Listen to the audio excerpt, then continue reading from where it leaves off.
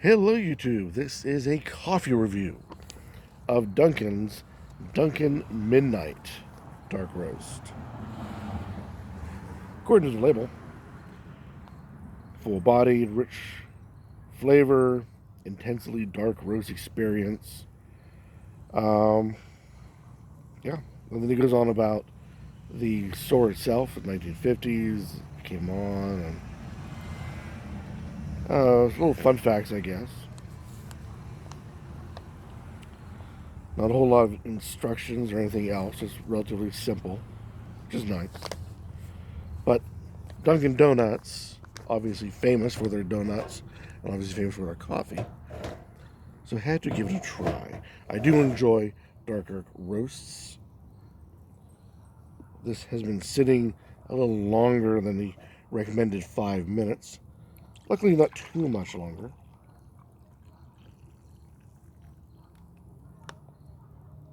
But there we go. Yeah, Dunkin' Midnight Dark Roast.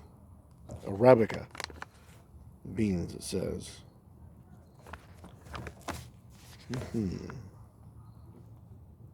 100% premium Arabica coffee.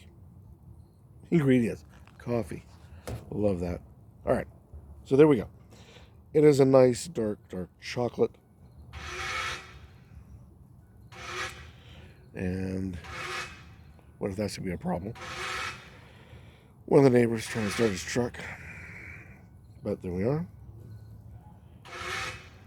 It is earthy. Very earthy. Let me go and pause this. All right, now that he's filling with his car quietly. Or not. We'll do it live. Do it live. Anyways. Very earthy in the cup. The bag note, which I should have started first. Let's see if that is equal.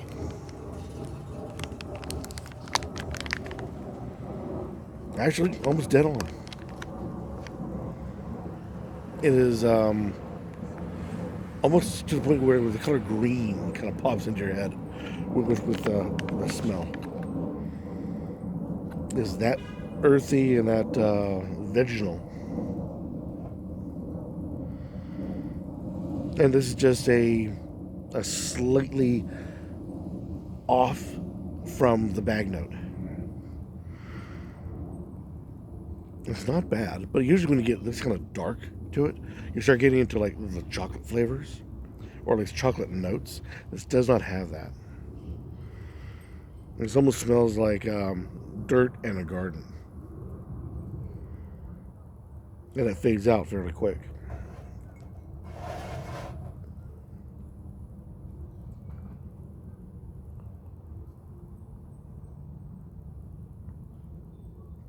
Now we're getting into chocolate notes.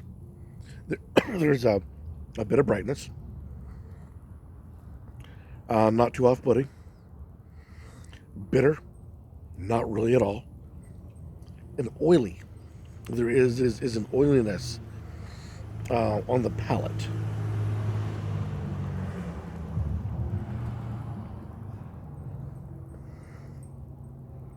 Yeah, a bit of oiliness, but still light nonetheless. There is a slight watery in the mouthfeel as well. That is a bit off-putting, only because other coffees, dark beers, things like that, you expect a full body through and through, and it ends up just simply kind of tripping short and tastes like water. That's very odd. But I catch a lot of others having that, including the coffees. This has just a slight hint of that watery note. So it's just simply flashbacking my mind to those moments. This is just a little bit of watery, not too bad, easy enough to look past.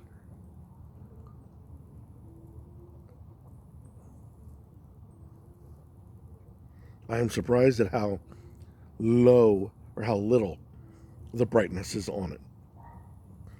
And like I said, how little there is of the bitterness as well. Now, I've had this with hot cocoa. Love my coffee with a dash of hot cocoa. And it goes very well together, even though there's no real chocolate notes coming out of this particular brew. But it does go well. Oddly, usually something this dark has such a bitterness, you need to add some sort of sweetener to it. Anything to help counter that bitter. This does not need that much. A touch. Us, in the heart of the empire, we do love our sweet tooth. So a little bit would go well with this, but all in all, if you don't want it, you don't have to have it, and it will do well as it is. It's probably designed, and I wouldn't think too much of it, is it because it's done by the Dunkin Corporation. Their primary product is donuts. That they're assuming you can have a donut in hand to help balance out and do the sweetness with it. That would go very well. A nice donut would go very with that level of sugar, very well with this kind of cup. Like I said, the hot cocoa, a little bit of sweetness to it, great cup. Now, the thing is, for a dark roast, I expected more body out of it, more, like I said, more bitter, more this, more that, more. It doesn't, it falls short. So it may disappoint some. I am delightfully surprised and am glad for it because you don't need to add a whole lot to twist this and turn it into your style of coffee. Quick and easy, just a little dash, and you're fine. Uh, it also goes well with at this time of year. This particular video is taped or in the fall, and it goes well with fall. There's enough body to keep it alive with the cooling of the weather. Summertime, it might be a tinge too heavy, but not too much. Wintertime, it might be a tinge too light, too backless, as it were, for the cold weather, but not too far off. I think these guys hit a really good, I don't want to say middle ground, because middle usually means like mud, a flat area, just, kind of like it wasn't trying hard enough. This tries and works well enough that I believe that it can go through all year round, be enjoyed all that time, and not be too overwhelming, too underwhelming. It hits just right.